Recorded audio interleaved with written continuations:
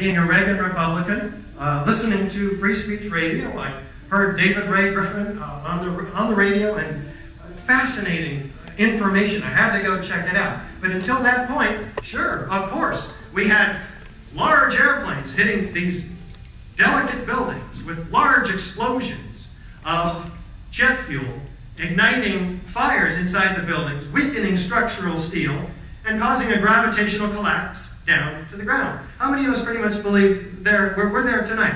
Is the official story. Hold up your hands high. Please don't be shy. 1, 2, 3, 4, 5, 6, 7, 8, 9, 10, 11, 12, 13, 14, 15, 16, 17, 18, 19, 20, 21.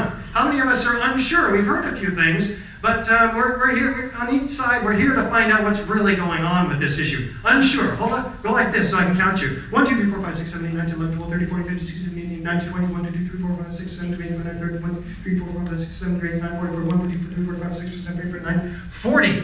41. And how many of us believe these buildings are brought down by explosive controlled demolition? Yikes. Oh, a whole lot of the rest of you. I won't count you. We'll deduct you from the overall total. How's that? The rule is you have to vote, because we're going to find out where we are at the end of this presentation in 40 minutes and see if there's been any shift in perception. Well, NIST, the National Institute of Standards and Technology, claims that they found no evidence for explosive controlled demolition. Later, they acknowledged that they never looked for it. How can you find what you're not looking for? Well, guess what? Thousands of scientists, scholars, architects, engineers would look for it, and it wasn't hard to find at all. We've been speaking about it now for 3 years, AE911TRUTH, Architects and Engineers for 9/11/Truth, in over 30 cities, 12 American states, Canada, Europe, and we'll be in Australia, New Zealand, and Japan before the end of the year, visiting 14 cities there, brought by a very important senator to Japan. And he will be introducing us in Japan. As a result of all of this activity, we have hundreds of engineers, architects signed on to our petition. I represent 830 architects and engineers demanding a new investigation of the collapses, the destruction of these towers. Let's get something clear from the start, though. The ever-growing number of architects and engineers for 9/11/Truth are building and technical professionals. We're not conspiracy theorists, okay? In fact, as I mentioned, I've never been an activist before. A good conservative Republican for 30 years. We're looking at the science-based forensic evidence found in the destruction of these high-rises. This is our website. We're going to be going very fast tonight in just 40 minutes. Later, you can find the DVD in the back and online as well. In 2 hours, the complete picture of all of this evidence is laid out for you. But in brief, we have bullet points of evidence on the right side. We now have, as I mentioned, 830 architects and engineers. Sign the petition here if you find yourself convinced by this evidence, supporting a new investigation. You don't have to be an architect or engineer. We have several categories of others as well. You can step through the PowerPoint on the left side of the website at your own pace so that you can look at this information much more carefully. Now, buildings are destroyed by a number of different forces. So let's just talk about this. Each of them have, very fortunately, different and identifiable characteristics. For instance, fires destroy buildings very differently than controlled demolitions. Let's just talk about this for a minute. Fires, by their nature, move through an office building every 20 minutes or so in a given area, looking for fresh new fuel sources, leaving the burned-out area to cool. So when buildings collapse due to fires, they have large, gradual deformations. They don't collapse suddenly through the path of what was greatest resistance, the thousands of tons of structural steel. And we've never had a steel frame high-rise building collapse due to fire ever. It just has not happened until 9/11. Let's talk about controlled demolitions for a minute. We have a sudden onset of destruction, explosions going off in a timed sequence, floor by floor, removing the column structure so that the building can fall at virtually free-fall acceleration into a small pile into its own footprint. A symmetrical destruction, very controlled, engineered. Remember, buildings that collapse due to unplanned events or naturally fall over, falling into the path of least resistance. Buildings that explode, we have large, voluminous clouds of pyroclastic-like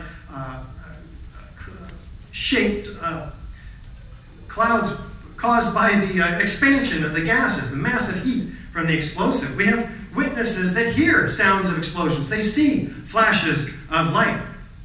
So let's take a look then and compare, see what the typical features of a controlled demolition might be. We have a sudden onset of destruction at the base of the structure. For instance, a straight down symmetrical collapse into the building's footprint.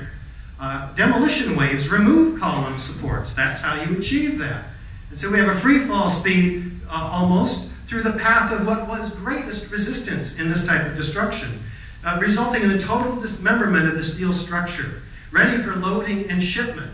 We have minimal damage to adjacent structures, sounds and flashes of explosives, as we mentioned, enormous clouds of pulverized concrete. Sometimes we have explosive charges going off at floors that appear to be mistimed. And we have chemical evidence of cutter charges. Well, this is all direct evidence of explosive destruction, and fire can't account for any one of them, let alone all 10 of them. So if we have these, we know we have an explosive controlled demolition, especially if we have corroborating evidence, like experts agree, yeah, that's a controlled demolition. Government documentation is really quite helpful in these. Expert corroboration, foreknowledge of the destruction, because these controlled demolitions are planned months in advance. And of course, video documentation. This is all proof of controlled demolition. What we're going to do now is compare this to our first building, which is the third skyscraper to collapse on 9/11.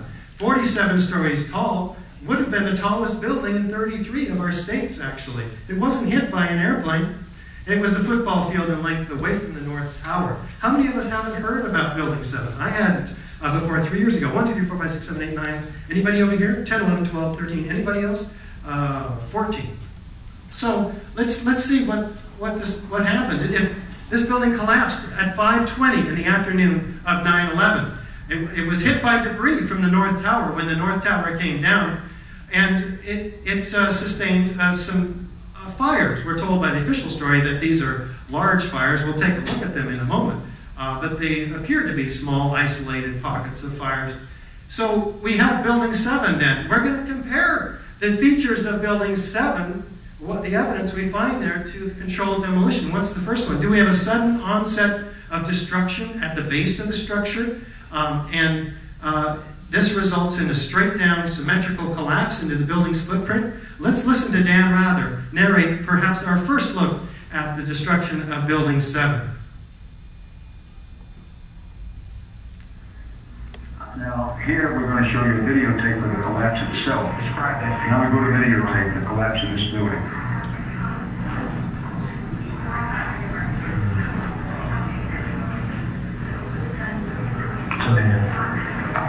Amazing, incredible picture word.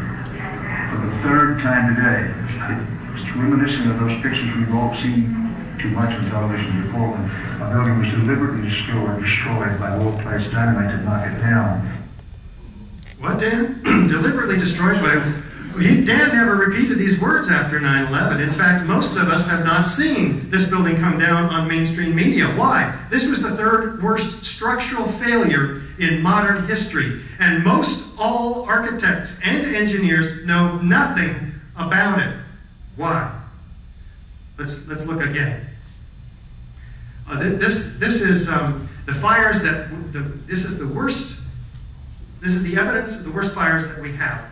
Photographs or videos. They appear to be small, isolated pockets of fire, 7th, 8th floor, 12th, 13th floor, and interestingly enough, that was 2 and 3 o'clock. By 4:45, the fire on the floor where the initiating event, 12th and 12th floor, is out. There's no raging fire at all. And yet this is where the event started. Why? Because the east penthouse falls first, and so we had to find fault with column number 79 in this building. We go into more detail on this, the NIST's official story about the collapse. This is the first time a building has collapsed due to fire, we're told. And what is it? A new phenomenon. The beams expanded. Never happened before in history. Let's take a look side by side. On the left, we have building 7. On the right, we have a known controlled demolition. Is there any relationship? Is there cause for concern that would warrant an investigation, at least, into the use of explosives?